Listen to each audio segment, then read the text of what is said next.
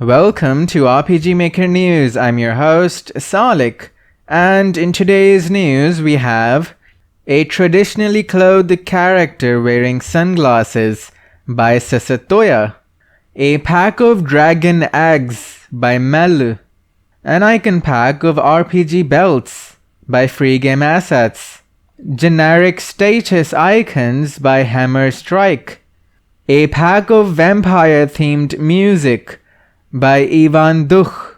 an MV plugin by Mikan Hako that gives detailed information on errors and logs them into a file, an MV and MZ plugin by A Shun that changes the level up system to Fire-Emblem-style, an MV and MZ plugin by Hakuen Studio that gives player a status boost on class change, an MZ plugin by Blue Moon that changes the menu to focus more on actor stats and battler designs, a sprite set of animated arrows by Kyoko no Shiro Ato, another sprite of an arrow to indicate transfer events by Poroloka Satoko,